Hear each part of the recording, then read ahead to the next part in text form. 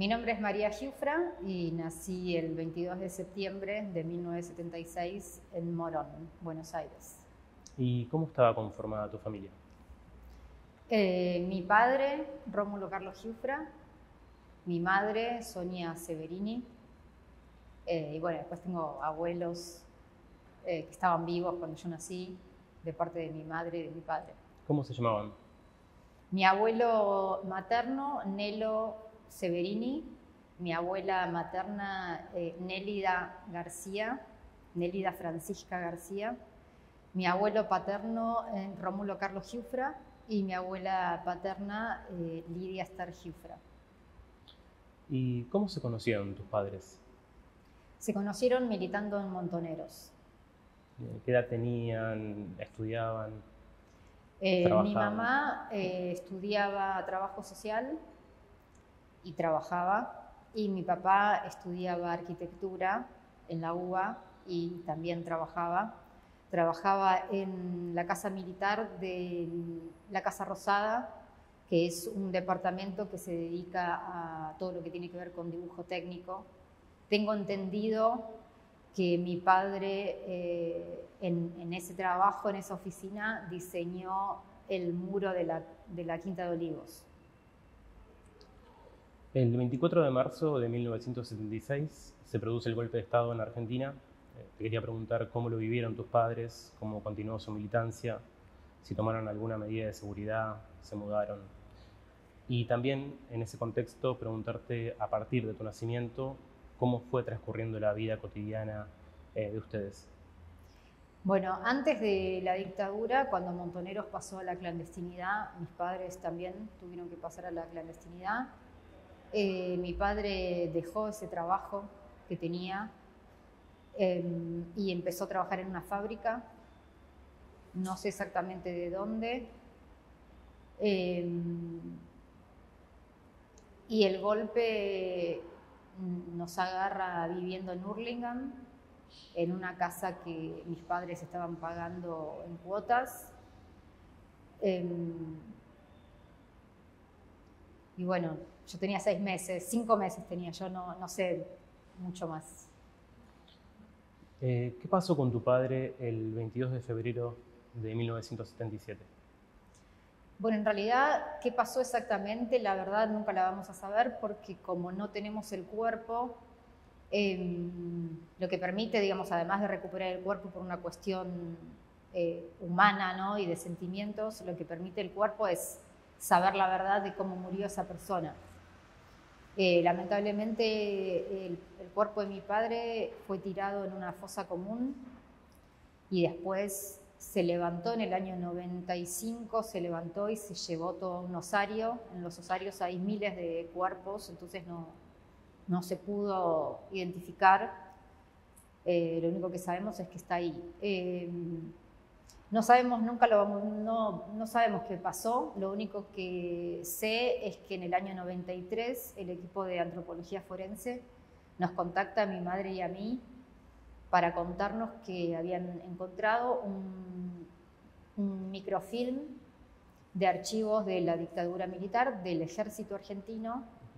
En esos microfilms encontraron el archivo de los militares que le hacen un juicio a mi padre después de que lo asesinan en la calle a tiros. Esa es la versión de ellos. No sabemos si fue de hecho así, pero la versión que tenemos es que lo matan en la calle a tiros. Y en ese momento, ¿cómo se entera tu madre y qué hace en lo inmediato? En ese momento no nos enteramos. Lo único que sucedió es que mis padres tenían acordado el dispositivo de seguridad, que era la espera de 15 minutos. Y bueno, ese día mi padre tardó más de 15 minutos, mi vieja se quedó 2 horas en la casa, que era el tiempo máximo que habían decidido, acordado quedarse. Digamos, si uno de los dos caía, sabían que en esas 2 horas no podían cantar la casa, en el caso de tortura, como para dar tiempo a la otra persona que se fuera. Y bueno, y eso pasó, nos fuimos, mi papá no llegó de trabajar y mi vieja me agarró a mí y nos fuimos.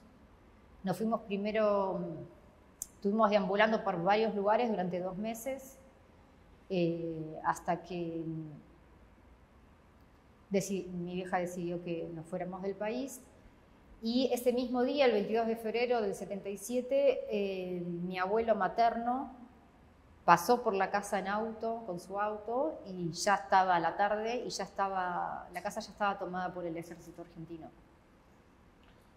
Hablabas que se fueron del país, quería preguntarte cómo fue esa salida. A mí me sacaron del país la única hermana de mi papá y su marido. Se hicieron pasar por mis padres, me llevaron en auto hasta la frontera de, no me sale el nombre ahora, una frontera de Misiones con Brasil, no recuerdo, y a mi madre la saca su tío, el hermano de su madre, Ramón García se llamaba, y mi mamá se va con Ramón. Y nos encontramos del otro lado de la frontera en Brasil en una plaza. ¿Y dónde vivieron en Brasil? Y también cómo se inserta Sonia en el plano laboral y social. Vivimos primero en un departamento que alquiló mi mamá enfrente del Club Palmeiras y después vivimos ahí creo que 2 años y después nos fuimos a vivir a un barrio que se llamaba Perdices, en una casa verde en la calle Apignallés 379. Bueno, y mi vieja al principio trabajó de cualquier cosa, hicieron carteras entre los exiliados y después hubo algo que les fue bastante bien durante mucho tiempo, que fueron los alfajores argentinos, que allá no existía, y los hacían caseros. Mi vieja no hacía los alfajores, los repartía, porque mi vieja no sabía cocinar en esa época. Y los alfajores los hacía una de las exiliadas en su casa, eran de chocolate, de dulce de leche con baño de chocolate y los envolvían en celofán transparente. Y mi vieja los ponía en unas cajitas, como eran 2 filas de chocolates y los ponían en unas cajitas. Y en el auto, mi vieja tenía un auto verde también, un Fusca, y los repartíamos en ese auto. Y me acuerdo muchísimo de eso por el olor. No me voy a olvidar nunca el olor del chocolate con el dulce de leche. Y después de eso, mi vieja empezó a trabajar en un lugar, no me acuerdo ahora el nombre, pero es la empresa que hace encuestas en Brasil, creo que es una de las más importantes que hace encuestas. Y mi vieja empezó a trabajar de encuestadora y ahí le empezó a ir muy bien porque ella redacta muy bien, empezó a redactar muy bien en portugués también y la pasaron enseguida a la parte de análisis de encuestas. Entonces como que el último año del exilio económicamente estuvimos un poco mejor porque tenía un trabajo fijo y que era mejor que, bueno, repartir alfajores. ¿Y cómo fue tu infancia? ¿Qué recuerdos tenés de esos años? Y yo creo que mi infancia en Brasil fue la más feliz, te diría. Me acuerdo que era todo lindo, era todo...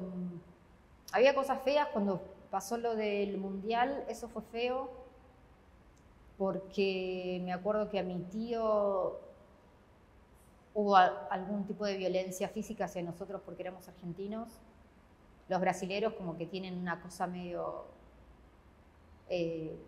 no sé si es competitiva o qué, con los argentinos, entonces el tema del mundial fue terrible, la pasamos muy mal, porque ellos hinchaban por Inglaterra.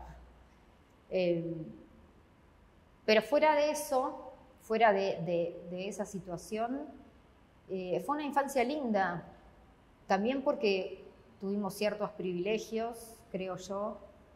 que después viniendo acá a la Argentina ya no los tuve, como por ejemplo que estuve en una escuela que se llamó, la primera escuela que estuve, que era el jardín, se llamaba Fralda Mollada, que es pañal mojado, y la segunda escuela, que ya fue la primaria, se llamaba Carabelas, y era una escuela privada que nos admitían a los hijos de los exiliados de un modo como amoroso, en el sentido de que ellos sabían cuál era mi situación, mis maestros y mis maestras de Brasil sabían mi historia, y fui tratada con mucho amor en esos lugares, en esas instituciones. Y después me acuerdo de todo. Creo que, a diferencia de un montón de gente que se olvidó de su infancia, yo me acuerdo de todo como si fuese hoy. Te puedo contar 1.000.000 de cosas. Me acuerdo de mis compañeros, me acuerdo de la escuela, me acuerdo de los juegos que hacíamos.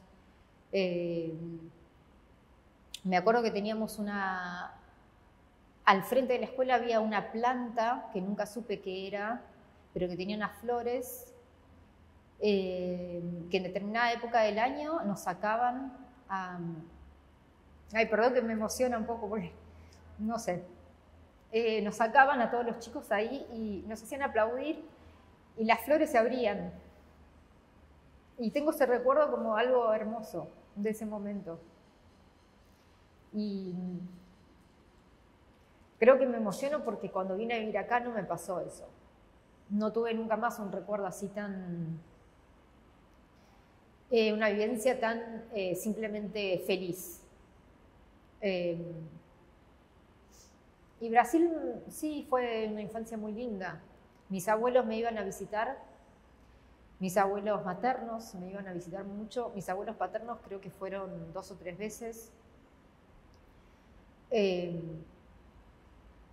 Y nos íbamos a la playa, a Guarujá, y era todo muy lindo, la verdad. Me acuerdo de todo eso y era lindo.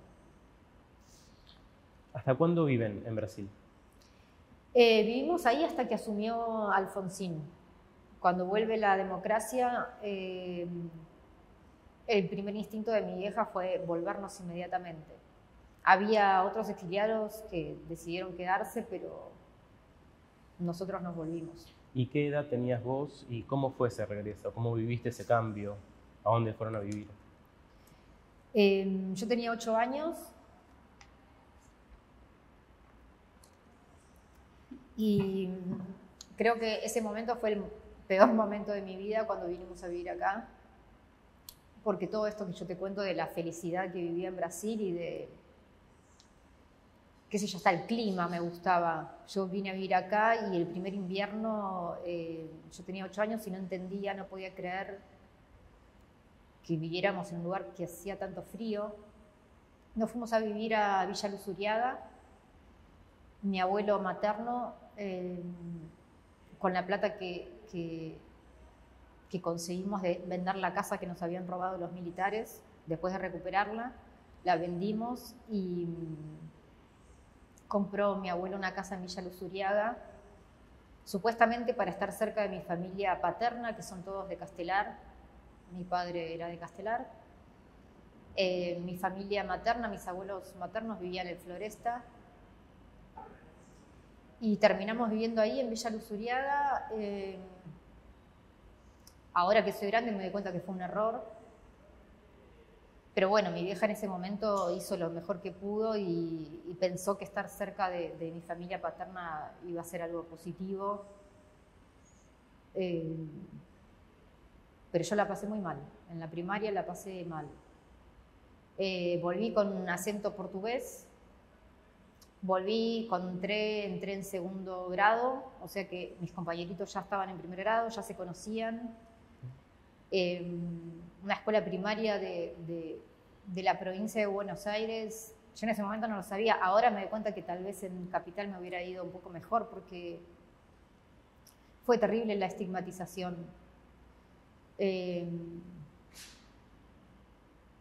Ya éramos raras porque yo hablaba medio raro, mi vieja estaba sola, no tenía marido, nadie sabía qué había pasado con mi padre, yo no podía decir qué había pasado. por miedo, porque no sabíamos cómo seguía la cosa, entonces tampoco era la situación como para andar diciendo, sí, mi papá es un desaparecido, pero tampoco sabía qué decir. Eso fue siempre un problema. Porque mi vieja solo me decía que no dijera tales cosas, pero no me ayudaba a inventar alguna mentira, no sé, yo no sabía mentir, además era chica, no, y todas las mentiras me salían mal. Cuando mis compañeritos me presionaban muchísimo para saber qué había pasado con mi papá, yo decía cualquier cosa. Entonces, claro, me ponían entre la espada y la pared, pero ¿cómo? ¿No era que tal cosa? ¿No dijiste que se había muerto de un accidente? Y no dijiste que... Y yo no sabía ya ni qué decir, entonces como que la pasé muy mal en la primaria. Y no es que había una... No es que no me trataban mal, no era eso, pero era simplemente el terror de yo no hallarme, de darme cuenta que yo no tenía nada que ver con mis compañeritos, de darme cuenta que yo tenía 8, 9, 10 y 12 años y sabía lo que era Cuba, lo que era la patria socialista, lo que era el capitalismo, el neoliberalismo, y mis compañeros. Entonces esa disparidad tan grande me hizo sentir muy mal, muy mal. La pasé muy mal, la verdad que fueron los peores años de mi vida. Y encima de eso, que yo tenía toda la ilusión de que iba a vivir en el oeste cerca de mi familia paterna, y mi familia paterna tampoco había lugar para mí. Cuando llegué, digamos, la que sostuvo la relación fue mi vieja. Mi vieja me llevaba a la casa de mis abuelos paternos a pasar los fines de semana y me dejaba ahí el viernes y me quedaba viernes, sábado y domingo. Yo la pasaba bárbaro porque mis abuelos paternos eran súper amorosos. Me querían muchísimo. Pero bueno, era como que durante la semana mi abuela se ocupaba de su familia, de su hija. Mi abuela tenía 2 hijos, ¿no? Mi papá y su hija. Entonces se ocupaba de su hija, mi tía tuvo 5 pibes, entonces se ocupaba de los pibes, y era como que era esa la familia. Y cuando vinimos a vivir acá con mi vieja, éramos claramente la oveja negra. Yo era chica y ya me había dado cuenta de que había algún tipo de, no sé de qué, si de miedo o qué, pero por ejemplo mi familia paterna nunca nos invitó a pasar un año nuevo o una Navidad con ellos. Se juntaban para comer asado el Día del Padre y nunca me invitaban. Y por suerte puedo decir todo esto a cámara porque se los dije a ellos, digamos, ¿no? Antes de que murieran mis abuelos se los dije. Con mi abuela estuve peleada un tiempo, después nos amigamos, pero le eché mucho en cara eso. Que ella lo que me decía era que yo estaba invitada porque yo era de la familia. Y yo le decía que bueno, que una nena de 8 años no se puede sentir invitada sin que la inviten. Después con el tiempo me di cuenta que en realidad lo que no querían era que mi vieja estuviera, porque mi vieja era la guerrillera, supuestamente era la que la había llevado a mi papá por el mal camino. Claramente no era así, ellos habían conocido montoneros. Pero siempre hubo ese rencor que yo después lo vi en casi todas las familias de desaparecidos que sucedió esto, de que hubo una especie de bronca y hubo algo con respecto a mi vieja en esa familia, que no la querían, que no la aceptaban. Y eso fue muy doloroso para mí porque yo era muy chica y me daba cuenta de todo. Por más que me lo negaran, yo me daba cuenta de todo.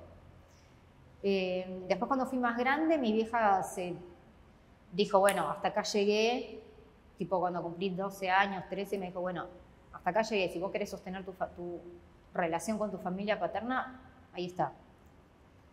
Y siempre la sostuve, siempre nos seguimos viendo, hasta el día que se murieron mis abuelos, siempre estuve, pero bueno, siempre fue una relación mucho más conflictiva que con mis abuelos maternos. porque mis abuelos paternos también, por otro lado, después yo me empecé a dar cuenta que me empezaron, cuando yo empecé a crecer, me empezaron a ver a mí como si yo fuese mi viejo. Y toda la bronca que ellos seguramente tenían con mi papá, que no quita que también hubiera amor, ¿no? Claro. Pero sí siempre hubo una bronca de decir, bueno, claramente, ¿por qué elegiste este camino y no la familia? Toda esa bronca me di cuenta que empezó a ser depositada sobre mi persona. Pero bueno, de todos modos, también se lo puedo decir a mi abuelo. Mi abuelo era una persona muy cariñosa conmigo, yo lo amé muchísimo, pero también era muy, ¿cómo decirlo?, muy fascista. Él nunca aceptó que su hijo fuese montonero, nunca aceptó que su hijo fue un guerrillero, nunca lo aceptó. Cuando yo se lo decía, me decía que yo era una hereje. Me decía así, me decía, vos sos una hereje, nos peleábamos mucho con él. Y bueno, él se murió sin aceptar la realidad, sin aceptar la verdad. Es algo que a mí me dolió mucho, sobre todo por él, porque no hay nada más feo en este mundo que vivir autoengañándose, digamos. Pero bueno, a pesar de todo eso, yo tuve un vínculo muy fuerte con ellos. Nunca nos dejamos de ver. Y sí, fuimos a nuestro modo, pero bueno, fuimos abuelos y nietas como pudimos, pero lo hicimos. ¿Cómo fue tu adolescencia? Y la adolescencia fue mucho mejor porque cuando yo estaba en el último año del secundario entré a hijos y hasta ese momento había sido bastante duro el secundario también, pero como era un secundario en capital y nosotros nos mudamos y bueno, también era un poco escaparse Yo cuando nos mudamos a capital sentí un alivio enorme porque yo ya no tenía que estar dando explicaciones de dónde estaba mi papá y qué era mi papá y por qué mi mamá era como era, porque bueno, mi vieja tampoco nunca fue una mina igual a las madres de mis compañeritas, que en general eran amas de casa, no sé.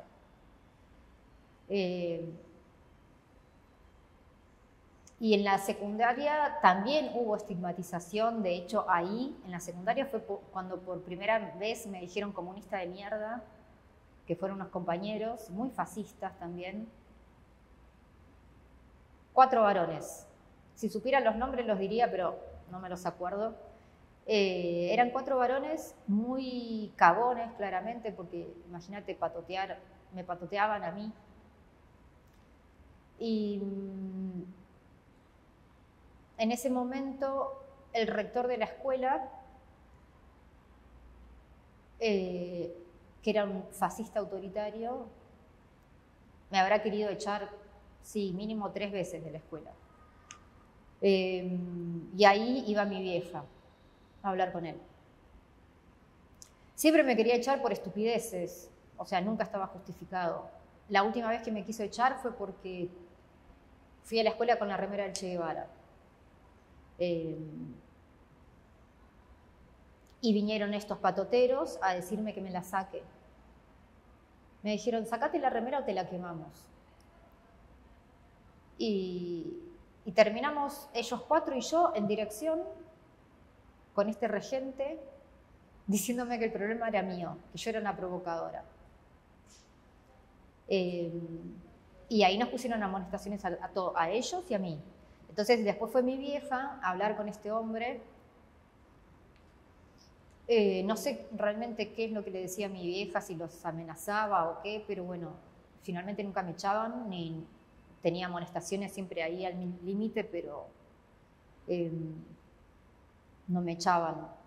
Era una escuela muy fascista, Fernando Fader, una escuela hermosa, porque la verdad que me dio un montón de herramientas, pero los directivos en ese momento eran muy fascistas. Y yo era re buena alumna, los profesores a mí me querían muchísimo. Creo que tuve conflicto con una sola profesora, con Falonieri, pero era la profesora que tenía conflicto con todos los alumnos. Pero yo era muy buena alumna y nunca tenía problemas, pero ellos tenían problemas con mi remera, con que yo quisiera hablar de ciertas cosas. Y ahí también tuve compañeros que me bancaron, ahí empecé a conocer a gente que, bueno, amigos y amigas que es el día de hoy que todavía conservo. Y por primera vez también descubrí en el secundario esto de sentirme en grupo. Cuando conocí a mis compañeros de hijos, que todavía no tenía nombre la agrupación, cuando me invitaron, Camilo Juárez me invitó. Camilo era más grande que yo y trabajaba con mi mamá. Y un día me llamó y me dijo que se estaban juntando en familiares en Riobamba y me invitó. Y a partir de ahí me cambió la vida porque empecé a sentir que todo esto que a mí me pasaba, que me pasaba a mí, que me estigmatizaban a mí, que me decía que no era algo mío nada más, que era de todos. Y sí, fue la primera vez que me empecé a sentir protegida, digamos, respaldada. Te quería preguntar en qué año se formó Hijos, si no puedes decir qué significa la sigla Hijos. En el año 95 me invita Camilo a una reunión, ya se estaban juntando varias personas. Yo no me acuerdo exactamente qué mes fue, pero hubo un momento en que decidimos ponerle nombre a la agrupación. Sabíamos que se iba a llamar Hijos, pero no sabíamos muy bien cómo. Y fue en una reunión que empezamos a tirar las siglas y empezamos a decir, bueno, Hijos por la identidad y la justicia contra el olvido y el silencio. Y quedó Hijos con puntitos, que le decíamos nosotros. ¿Y qué características tenía la agrupación? ¿Qué discusiones tenían hacia adentro de la organización?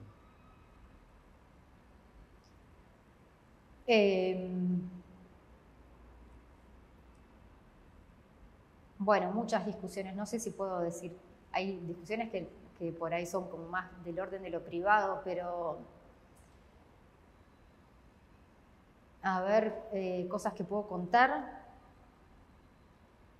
Bueno, una discusión por la cual yo decidí irme de Hijos fue una discusión que tuvo que ver con la reivindicación de la lucha de nuestros padres. Yo habré estado en Hijos 4 o 5 años, pero en un momento empecé a darme cuenta que yo no quería ni consensuar ni votar mi pensamiento. Todo en Hijos lo hacíamos por consenso y por votación. Hay cosas que las hacíamos por consenso, otras cosas por votación, por mayoría. Y hubo un momento en que se votó lo que se llamó población abierta, que era aceptar en la agrupación personas que no fueran de lo que llamábamos nosotros los 4 orígenes, que eran hijos de desaparecidos, hijos de asesinados, hijos de exiliados y hijos de expresos políticos. Y cuando la agrupación empezó a aceptar gente que no estaba dentro de esos 4 orígenes, yo empecé a sentir que no tenía ya sentido estar, para mí, ¿no? Es algo personal mío. Empecé a sentir que ya no tenía sentido para mí ponerme a votar y consensuar cosas que tenían que ver con mi historia, con gente que yo sentía que ni siquiera comprendía mi historia. Y paralelamente también yo terminé el secundario y empecé la Escuela Nacional de Bellas Artes, Prilidiano Pueyrredón. Entonces fue todo junto, ¿no? Y en ese tiempo me empecé a dar cuenta que yo había un montón de cosas que quería decir y había un montón de cosas que yo pensaba que no había lugar en Hijos para eso. Que había un montón de gente que todavía cuestionaba la lucha de nuestros padres. Hubo gente que cuestionó la lucha armada de nuestros padres y yo no estaba dispuesta bajo ningún concepto a discutir ni consensuar eso. Yo no iba a estar en una agrupación que no reivindicara la lucha de nuestros padres. Hoy en día no sé, no tengo ni la menor idea, esto pasó hace muchísimos años, cómo quedó eso, pero yo empecé a sentir que mediante el dibujo y que el lenguaje que me ofrecía el arte, yo podía decir cosas sin tener que pedirle permiso a nadie, ni consensuar con nadie lo que yo pensaba, lo que yo sentía. Y ahí fue como que me fui yendo. Te quería preguntar por el contexto político del país en ese momento, cómo surgió la idea de los scratches y también cómo era el trabajo interno que hacían desde localizar al represor hasta el scratch. Bueno, en Hijos había varias comisiones. Yo no estaba en la comisión de scratch. Yo estaba en una comisión que se llamaba propaganda, que hacíamos afiches y pintadas en la calle. Los scratches los empezamos a hacer porque no había juicios. Ese fue el motivo principal de los scratches. Porque los genocidas estaban sueltos, era un contexto muy jodido, estábamos en pleno menemismo. No eran las marchas que son ahora, donde son pacíficas. En ese momento nos cagaban a balazos en todas las marchas. De hecho, hay compañeros de Hijos que tienen todavía las marcas de las balas de goma que les tiraban. En todas las marchas había corridas, violencia, tanques hidrantes, gente reprimiendo, policía. Era un quilombo, no era como es ahora la lucha de los derechos humanos. Ahora es como todo, digamos, está aceptado desde el Estado, entonces es diferente. En ese momento era la lucha del pueblo contra el Estado.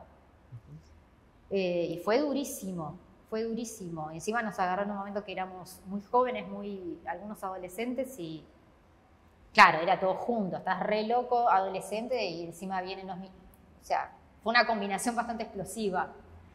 Y estábamos nosotros muy efervescidos.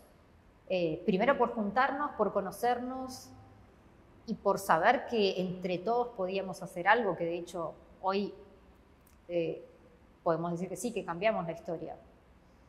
En ese momento teníamos que perseguir a los milicos porque no había justicia y ninguno de nosotros quería vivir en pasar por la calle y cruzarte con un genocida. También está bueno contar que desde la interna de Hijos nunca jamás planteamos ni venganza, ni violencia, ni nada de eso. Nunca ni siquiera nos planteamos ir a cagar a trompadas a un milico. Ni eso. Nunca ninguno de nosotros nunca fue re loco. Yo lo veo desde ahora y digo, qué loco que aceptáramos como las reglas del juego democrático, digamos, ¿no? Porque nunca ninguno de nosotros quiso ejercer violencia. Y el método del scratch fue el método que encontramos para no ejercer violencia, pero para mostrar dónde estaba esta gente. Marcábamos la casa donde estaba, íbamos a hacerle un quilombo a la puerta de la casa para que todos los vecinos y todo el barrio se enterara.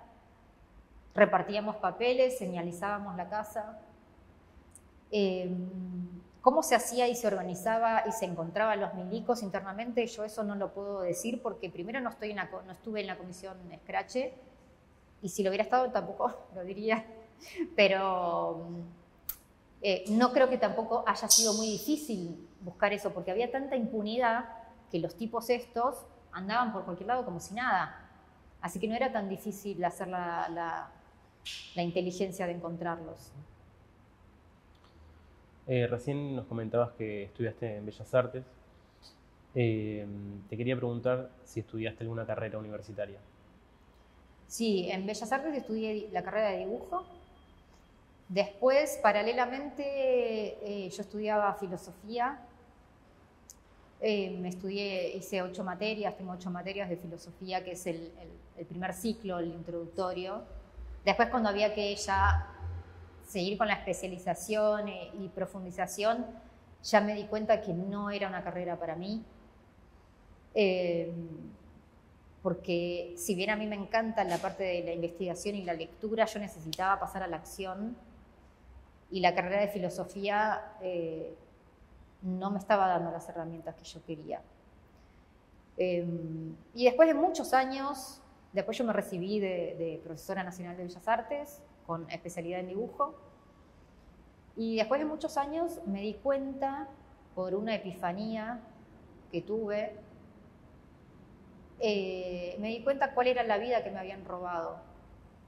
Y de repente me di cuenta que la vida que me habían robado era la vida en la que mi padre era arquitecto, en la que yo lo conocía y que yo conocía la arquitectura a través de él desde chica. Y me di cuenta que era eso lo que yo había querido hacer, y era eso, no quiero decir destino porque no creo en el destino, pero como que esa era la vida que me robaron. Terminé estudiando Bellas Artes. Cuando yo terminé el secundario quise estudiar arquitectura también, pero en ese momento yo pensé que como era la carrera de mi papá, yo estaba como influenciada por eso. Entonces terminé estudiando Bellas Artes. No me arrepiento porque la verdad es que no hay nada en este mundo que yo ame más que dibujar. Pero bueno, la carrera de arquitectura en gran parte es dibujo también. Y después estudié arquitectura de grande y me recibí de grande también.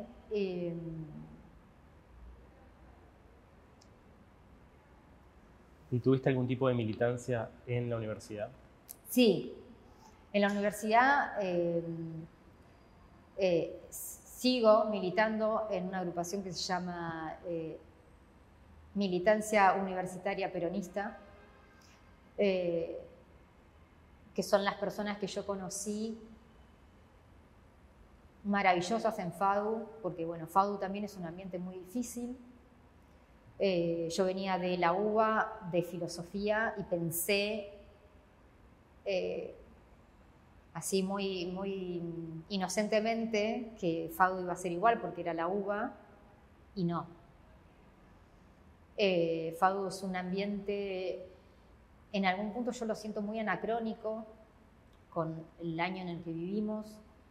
Me parece que hay otras universidades que están, facultades, bueno, la Facultad de Filosofía y Letras Sociales ni que hablar, están como más en el día, es como que FADU está un poquito en el pasado, a nivel social, a nivel político, ¿no? Porque es muy difícil que la juventud en FADU milite, hay pocas agrupaciones, poca gente militando, y sin embargo es una de las facultades donde más gente hay.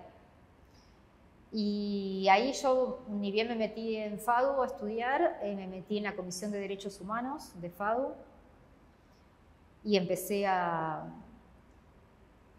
militar con ellos. Y después, bueno, muchos de la Comisión de Derechos Humanos son del MUP.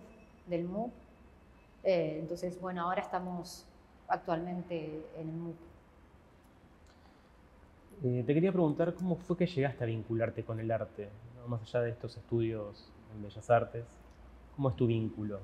De siempre. Mi vieja, por suerte, no sé exactamente por qué, pero mi vieja, desde que yo soy muy chica, creo que la primera exposición que me debe haber llevado yo tenía 2 años. Y me llevaba, en Brasil me llevaba a todas las exposiciones de arte que hubiera, todas.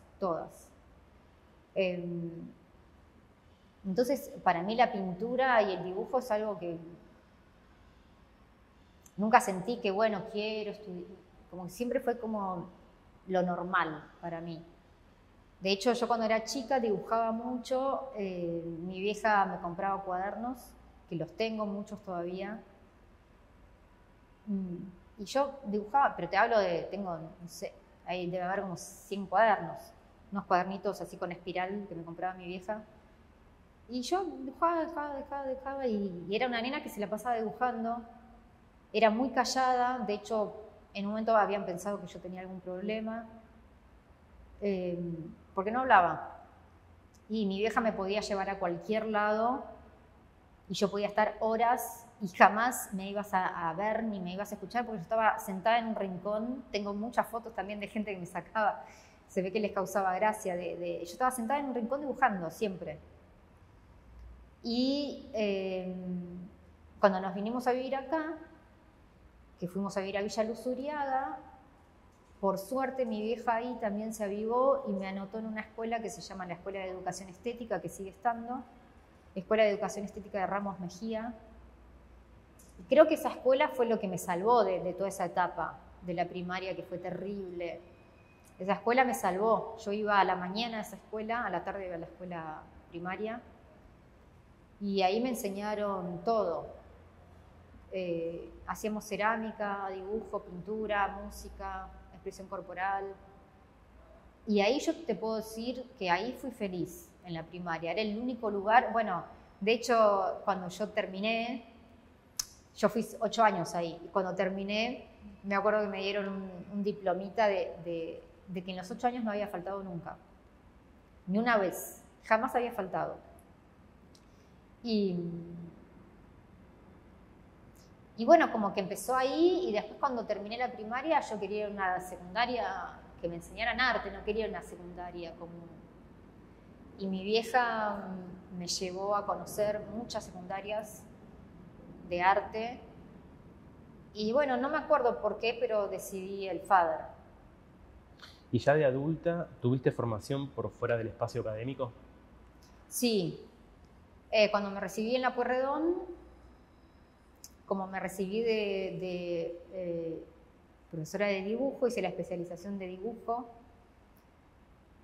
Yo quería hacer algún taller de pintura, hice el taller de Juan Dofo, que me becó durante 2 años. Con Juan Dofo hice también la serie de los niños del proceso en su taller. Después hice en 2 o 3 oportunidades el seminario de crítica de obra con Yuyo Noé, él fue la primera persona que me dijo que yo tenía que hacer una historieta. Hace como 15 años habrá sido esto. Después hice el curso de modelo vivo con Marcia Schwartz en el Sibori, que fue maravilloso porque yo me formé, bueno, con el ámbito académico y con el dibujo académico, y Marcia es todo lo contrario, entonces es como que me gustó mucho hacerlo porque me rompió con todo eso que yo venía. Ella es muy visceral y va, o sea, no va por el dibujo académico, va por el dibujo, no sé cómo llamarlo, pero que tiene que ver más con el sentimiento, no tanto con la estructura. Y después, después hice otras cosas, hice un taller de mural en La Boca. Y sí, siempre trato de hacer cosas y formarme. Y más allá de tus docentes, ¿cuáles son tus referentes en el arte?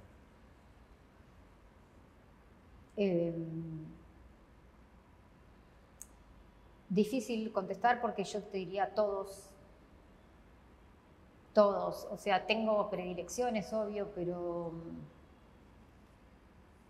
al haber estudiado Bellas Artes, estudié 5 años de historia del arte, entonces es como que amo la historia del arte. La historia del arte es algo que me parece maravilloso porque es testimonio y testigo y muestra de todo lo que las sociedades sentían, sobre todo porque lo que hacen los artistas es captar, ¿no? como el sentimiento de una época y mostrarlo. Y siempre tuve fascinación por toda la historia del arte. Te puedo nombrar 1.000.000 de personas, pero a ver, Picasso es alguien que es muy importante para mí, sobre todo porque el tema de que Picasso, viste que no tiene una sola imagen, no hay un Picasso. Picasso es como, depende del momento, y ese momento determina el modo en el que él trabaja. Por eso para mí es tan importante, porque no es que se casó con sí mismo. Por decirte a alguien que no me gusta, Botero, ¿no? Que una imagen que se repite, bueno. Amo a Munch, amo a todos los impresionistas, los expresionistas, y bueno, por supuesto que todo el arte latinoamericano. Viajé en varias oportunidades a México y todo lo que tiene que ver con el muralismo me interesa muchísimo. No porque lo quiera hacer yo, sino porque me parece que lo que hace el muralismo es manejar un tipo de expresividad monumental, digamos. Y me interesa eso. Y después, bueno, dibujantes, sí, también de historietas, todos, qué sé yo, me interesa muchísimo Art Spiegelman, Joe Sacco, sobre todo porque trabajaron también con testimonios. Todo lo que tiene que ver con historieta testimonial es algo que lo investigo y me interesa. Te quería preguntar qué temas aborda tu obra. Y bueno, yo siempre trabajé sobre mi historia. Nunca hice otra cosa. Trabajé de otras cosas como ilustradora, ¿no? Pero con respecto a mi obra, te podría decir que empiezo sistemáticamente con lo que puedo llamar mi obra en el año 2001, 2002 más o menos, en donde empiezo a pintar y a dibujar a partir de encuentros que yo tenía completamente informales y amistosos eran, pero yo en ese momento me juntaba con amigas y amigos que eran hijas e hijos desaparecidos. Me contaban su historia, pero tampoco, yo te lo digo así, parece como que nos juntaban, bueno, a ver, contame tu historia. No, era como una cosa intuitiva. Y yo en esa época vivía con una libretita y un lápiz en la mano. Y dibujaba, escribía, me hablaban, escribía frases, dibujaba. Y después todo eso yo sentía, siempre lo sentí, cuando empecé a conocer a mis compañeras y mis compañeros en Hijos en el año 95, y algunos empezaban a contar sus historias, me acuerdo que mi sensación era una sensación de aturdimiento, me aturdía muchísimo todo eso, pero porque no podía digerirlo y no podía llevarlo a la acción, hacer algo con eso. Entonces era como que me quedaba todas las historias acá y yo sentía que todos contaban y que nos escuchábamos entre nosotros, pero yo era como una desesperación que sentía adentro, que sentía que tenía que decirlo a los gritos, que esto había que gritarlo, que había que decirlo, que no podía ser que toda esta gente había vivido estas infancias y que nadie lo supiera. Me acuerdo de esos años como una desesperación que yo tenía, que no la podía canalizar. Y en el año 2003 me presenté a los concursos del Fondo Nacional de las Artes y presenté este proyecto que yo en ese momento llamé Los Niños del Proceso. Y el proyecto era ese, perdón, no es del Fondo Nacional de las Artes, me equivoqué, la Fundación Antorchas. Me presenté el mismo año en el Fondo Nacional de las Artes, pero para hacer el cortometraje La Matanza. Cuando me presento en la Fundación Antorchas, me presento para una serie de pinturas que se iba a llamar Los Niños del Proceso, iba a ser pintura y dibujo, y tenía que ver con la historia de mis compañeras y de mis compañeros. Ese era el proyecto. Y bueno, me otorgaron la beca, que es una lástima que la Fundación Antorchas no exista más. Ese fue el último año en que otorgaron las becas. Es una lástima porque fue la beca más importante que recibí y que se otorgaba en el país. Era mucho dinero. Vos podías vivir durante 2 años nada más que dedicándote a tu proyecto, cosa que hoy actualmente no sucede, porque hoy actualmente las becas del Fondo Nacional de las Artes, si bien por supuesto que las festejo y las agradezco, porque de hecho ahora estoy con una beca del Fondo Nacional de las Artes, son becas que, digamos, podrían llamarse complementarias, o sea, nadie puede dejar de trabajar y vivir de esa beca. En ese momento, con la Fundación Antorcha, sí pasaba eso. Entonces yo me dediqué durante 2 años exclusivamente a ese trabajo. Y bueno, con esa serie viajé por muchas provincias del país que me invitaron a diferentes museos a llevar la exposición y bueno, se montaba todos los cuadros, se llevaba todo y hacíamos la muestra en otros lugares. Y fue muy lindo porque en ese momento no era como ahora que las hijas y los hijos han producido más obra y hay películas, hay libros, hay obras de teatro, hay un montón de cosas. En ese momento no había tanto. Entonces, la recepción, cuando yo iba a cada provincia a exponer, era muy linda porque yo sentía que a la gente le pasaba lo mismo que a mí cuando yo había producido esa cosa de, pará, ¿qué pasó? ¿Cómo es esto? ¿Cómo que pasó esto? ¿Cómo? Bueno, lo mismo que me pasa ahora con la historieta, ¿no? Que siento que todavía, increíblemente, la sociedad no sabe lo que pasó. En este sentido te pregunto, y en relación a cómo interactúan tus obras con tu historia personal y con la de derechos humanos en general, te pregunto qué evaluación haces de tu arte como herramienta política.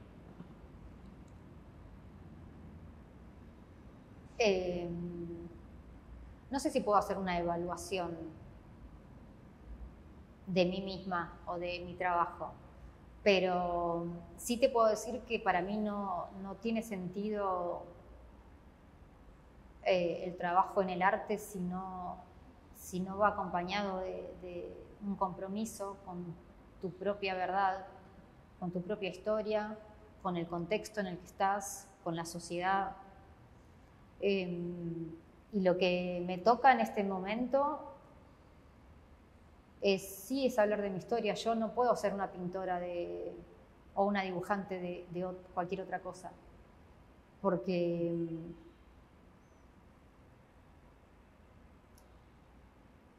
es tan importante y tan urgente y tan fuerte decir todo lo que nos pasó, que yo no puedo dedicar mi tiempo a hacer cualquier otra cosa. Ahora ponele que voy a empezar con los viajes que tengo que hacer a otras provincias para tomar testimonio de mis compañeras y de mis compañeros para hacer la segunda parte de La Niña Comunista.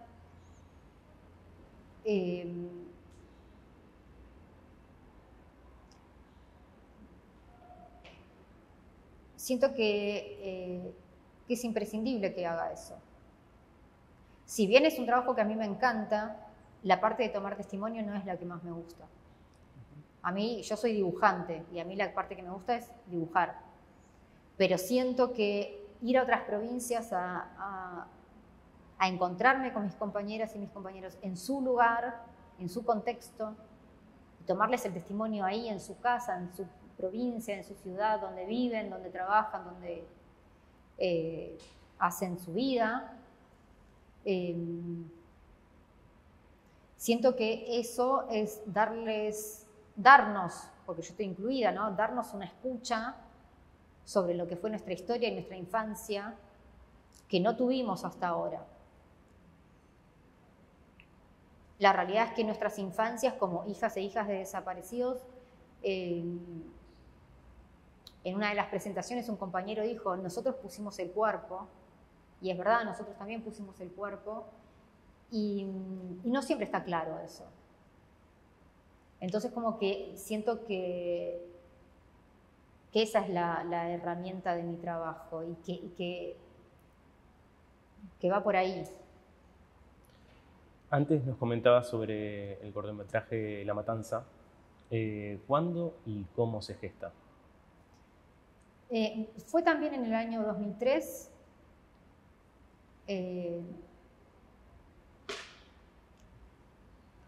Me presenté también en la beca del Fondo Nacional de las Artes porque en el año 1998 el equipo de antropología forense nos explica esta situación de mi padre, nos entrega el expediente, es un expediente así, hojas oficio, ¿viste? Así con 2 agujeros. Y yo en ese momento no lo pude digerir. O sea, es un expediente militar en donde supuestamente cuenta cómo y dónde lo encontraron a mi papá, que lo fusilaron y después de asesinado le hacen un juicio, en donde lo declaran culpable. Culpable de su versión, bueno, todas estas cosas. Y yo siempre me quedé con la sensación de que no... En ese momento fuimos a ver a muchos abogados para ver qué se podía hacer, enjuiciar a la gente, a los militares que estaban firmando el expediente. Uno de los militares que firmaba el expediente, que firmó el asesinato de mi padre, fue Suárez Mason. Y en determinado momento me di cuenta que, bueno, que yo no era abogada, que lamentablemente que me costaba mucho hacer algo desde ese lugar, pero me di cuenta que, bueno, que lo que yo podía hacer era desde mi lugar, y dije, bueno, quiero en algún punto intentar traducir este expediente en lo que yo sentí cuando lo leí. Y el cortometraje La Matanza es eso, es el expediente contado, por supuesto resumido, porque es un expediente muy largo, pero el cortometraje quise contar lo que yo sentí cuando me encontré con el expediente, que fue, digamos, el mayor acercamiento que pude tener con mi padre fue ese expediente, que fue horroroso. Por eso, bueno, el documental creo que dura 12 minutos, una cosa así. Es tan abrumador e insoportable porque eso fue lo que yo sentí en ese momento. Estaba pensando en esto que nos decís de la traducción y en ese sentido pensaba qué herramientas te daba el audiovisual en este caso para narrar. Sí, yo sé que, no sé por qué, en el momento fue una decisión muy... yo sentía que tenía que hacer un cortometraje, yo no estudié cine, no tengo nada que ver, pero me metí en esa porque yo sentía que tenía que ser un cortometraje, porque yo sentía que tenía que abarcar también lo sonoro. Era tanto el aturdimiento que yo había sentido al encontrarme con ese expediente que sentía que para transmitir eso, la persona que lo quisiera recibir tenía que estar sentada, escuchando y mirando esa cosa insoportable que me había pasado. Y bueno, después nunca más hice nada que tenga que ver con lo audiovisual, pero bueno, en ese momento yo sentí que eso tenía que ser contado de ese modo, con ese lenguaje. Yendo al documental El tiempo y la sangre, de Alejandra Almirón, quería preguntarte cómo fue tu participación y la de Sonia. Bueno, en realidad no es un documental de Alejandra, es una película que la empezamos a hacer, que la empezó a hacer mi vieja, y digamos, el objetivo de esa película era reconstruir la militancia de esas personas en el oeste. Después, bueno, el documental empezó a írsenos de las manos porque era mucha gente testimoniando, muchas ideas juntas, y en un momento mi madre se asocia con Alejandra, que Alejandra sí es cineasta, ella sí maneja el lenguaje, y terminamos haciendo El tiempo y la sangre, pero en realidad el objetivo principal no era hacer lo que resultó siendo la película, que es como una especie de reflexión de Alejandra, de esa generación vacía que ella le llama. Digamos, no era esa la intención de la película. La intención de la película era mostrar la militancia de esta gente en el oeste. Y mi participación, yo hice dibujos que después los animábamos con Alejandra, y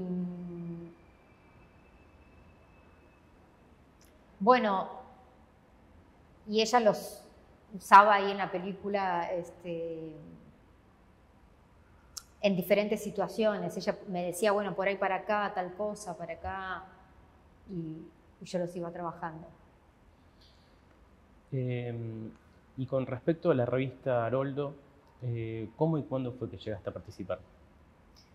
Bueno, ahí me invita a participar Noemí Ciorallo, que en ese momento creo que era la directora de la revista, y me empieza a pasar relatos de hijas e hijos que escribían sobre sus padres. Y yo los ilustraba. Fue muy lindo. Creo que sigue estando la revista online, ¿no? Y fue muy interesante porque, bueno, te encontrabas con cosas muy diversas, porque cada uno de las personas cada persona que participaba escribe en su casa, ¿no? Y después lo envía, y yo me encontraba con cosas muy disímiles. Y fue muy interesante ese trabajo. Bien, antes nos comentabas de tu último trabajo. ¿Podés profundizar un poco más cómo surge? ¿Qué te propusiste hacer con el proyecto? Sí, La Niña Comunista en realidad yo la estoy pensando hace más de 15 años que tengo que hacer una historieta. De hecho, todas estas exposiciones que yo te contaba de los niños del proceso, yo los exponía todos los cuadros como amontonados, como en la página de una historieta. Porque sentía que, digamos, que esta cosa, que es una moda también, ¿no? Como todo, como que cada época tiene su modo de mostrar el arte, y hoy en día, ¿no? Desde el arte moderno hasta hoy, el modo es pared blanca y un cuadro con el margen blanco alrededor, porque eso supuestamente tiene que respirar y no te tenés que contaminar con otras cosas. Bueno, yo buscaba en algún punto todo lo contrario, que los cuadros sí se contaminen entre sí, que sí estén en contexto. La caja blanca es algo que no me representaba para transmitir todo eso. Entonces, como que la gestación de la historieta viene de hace mucho tiempo. Pero bueno, también tengo muchos bocetos de esa época. En el año, ¿qué año habrá sido? 2008 creo que fue, que me presenté en la beca del Fondo Nacional de las Artes para La Niña Comunista. No me otorgaron la beca. Y el hecho de que no te otorguen una beca, digamos, por eso es tan importante las becas, y a mí me da mucha lástima que ya no exista la Fundación Antorchas, porque hoy lamentablemente en la Argentina no hay una producción desde el Estado de artistas. Ya no tenemos más la Escuela Nacional de Bellas Artes, que era la mayor productora de artistas. Hoy cualquier persona que se quiere formar en arte tiene que, como me formé yo, tiene que pagar. Todo lo que yo hice gratis, porque me lo daba el Estado. Hoy alguien que quiere hacer 5 años de los talleres que hice yo en la Pueyrredón tiene que pagar. Entonces el Estado hoy en día no se hace cargo de la producción de los artistas. Por eso te digo que es tan importante el tema de las becas. En el año 2008 yo me presenté y no hice la historieta porque no me otorgaron la beca. Y no la hice no solo porque no tenía el dinero y yo tenía que trabajar, en ese momento yo era docente, tenía que dar clases y no podía dedicarme a hacer una historieta.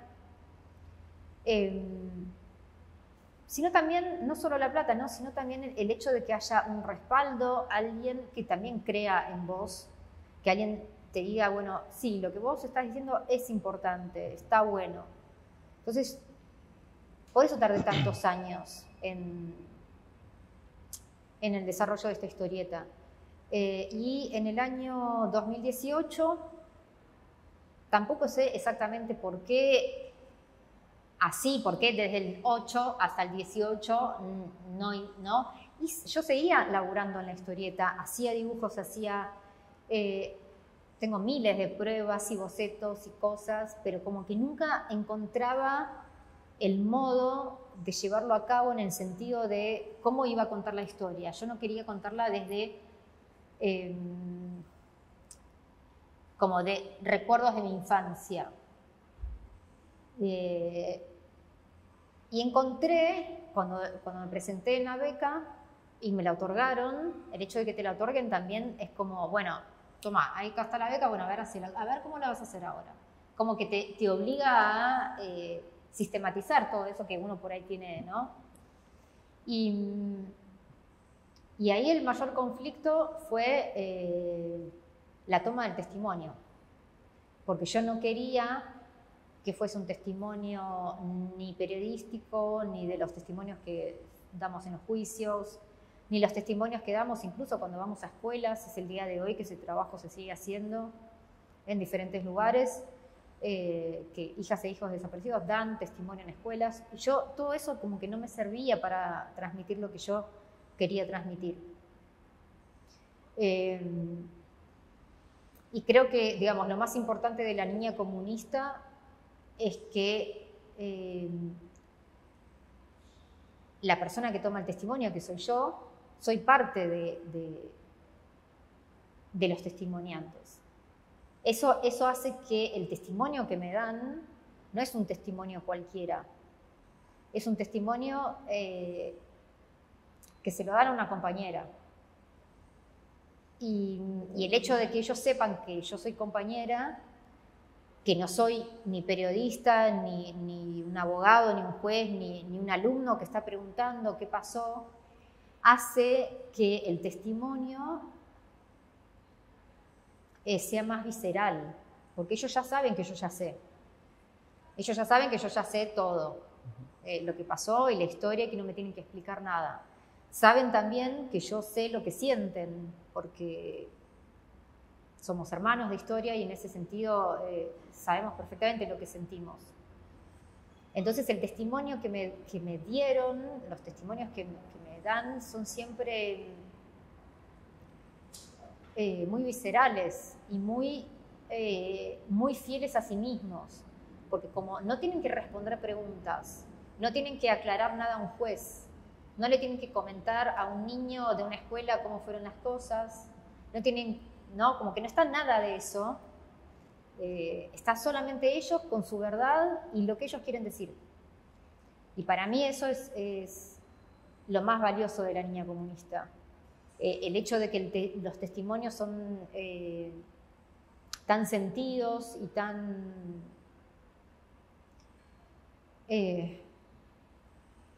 de su interior. También yo quería, digamos, cuando empecé a hacer esto, yo como que pensaba, bueno, ¿cómo hago para lograr que ese testimonio sea completamente de ellos, sin que yo tuviera, digamos, una guía, ¿no? Así como estas preguntas que me haces vos, bueno, yo no quería preguntas, porque cualquier pregunta que yo hiciera iba a desviar lo que ellos estaban sintiendo para eso, para lo que yo estaba preguntando. Entonces, lo que hice fue ir al encuentro de cada compañera y de cada compañero, sin cámaras, sin grabadores. Fui con una computadora y les decía que me cuenten su infancia, que yo escribo rápido, pero como que me den tiempito. Entonces se lograba como un clima. Por supuesto estábamos solos, ¿no? La idea yo siempre decía, bueno, estemos un poquito solos para que no haya interrupciones. Y buscaba también no ponerme así enfrente, porque cuando te pones enfrente inevitablemente está la mirada, ¿viste? Quieras o no, siempre va a estar la mirada. Entonces yo buscaba ponerme como más en un costado. Si ellos estaban sentados ahí, bueno, yo me ponía así con la compu acá, dale, o sea, como una cosa de que yo no fuese tampoco una barrera, una distracción a sus pensamientos. Y yo creo que lo que se logró en todos los casos fue muy similar. Duró más o menos 1 hora. Ellos determinaron el tiempo, porque yo en ningún momento dije, bueno, hasta acá. Yo solo les decía, bueno, cuando quieras empezá a contarme de tu infancia. Y no les hacía ninguna pregunta ni intervenía en nada. Hasta que me decían, bueno, ya está, ¿te sirve? Ya está. Y me parece que intuitivamente el método ese que elegí fue acertado, porque se lograron testimonios muy lindos y en algún punto bastante, digamos, infantiles, en el sentido de que yo creo que cada uno de ellos se situó en su infancia en el momento que me hablaban. Vos nos decías que viajaste para recoger esas historias. Te quería preguntar cómo elegiste las historias. Bueno, eso es otra cosa. Me gusta pensar que no las elegí. Principalmente porque yo creo que todas las historias tienen que ser contadas. Me encantaría contar todas las historias en mis historietas, pero bueno, lamentablemente no es posible porque hay miles y miles y miles y miles de hijas e hijos desaparecidos. Las historias fueron llegando a mí. Hay muchas historias que van llegando a mí. En todos estos años conocí hijas e hijos desaparecidos en diferentes lugares y me sentí yo como una receptora de esas historias, por algún motivo que no sé cuál es, pero tengo como un imán, incluso cuando a veces no saben quién soy y que me cuentan sus historias. Es muy loco eso. Y hubo historias que siempre quise contar, aún sin saber exactamente de qué se trataba. Y otras historias que otros compañeros me sugirieron, che, ¿por qué no contás la historia de tal? Entonces, sí, dale, vamos a contar la historia de tal.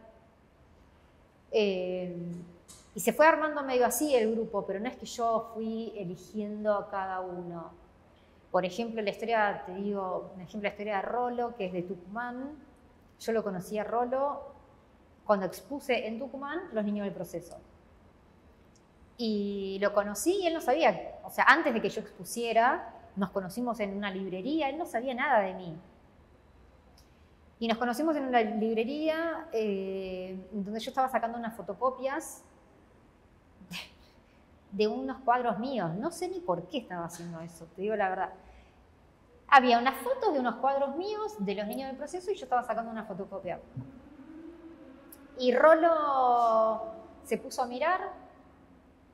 Nos hicimos amigos ahí. Ah, hola, ¿qué tal? Yo soy grabador, me dijo, no sé qué, qué pin, qué pan. Bueno, y resultó que Rolo tiene su padre desaparecido. Y desde esa época es que yo quiero hacer algo con la historia de él. Tampoco sabía bien por qué. Me llamaba, digamos, la atención que era una historia. Lo único que sabía era que era de Tafí Viejo, que es un pueblito así, ¿viste? Y era lo único que sabía. Entonces, como que desde ese año me quedó, bueno, Rolo, la historia de Rolo, y así con algunas otras. Hugo, que también lo conocía, que bueno, yo a Hugo lo conozco desde muy chicos, entonces Desde muy chica, con Hugo hicimos la primera agrupación de hijos que se llamó Hijos y Nietos en el año, qué sé yo, 80 y pico, ya ni me acuerdo qué año era. Y desde ese momento yo quería hacer algo con Hugo porque yo sabía que Hugo tenía 4 padres desaparecidos, pero no entendía muy bien cómo era la cosa.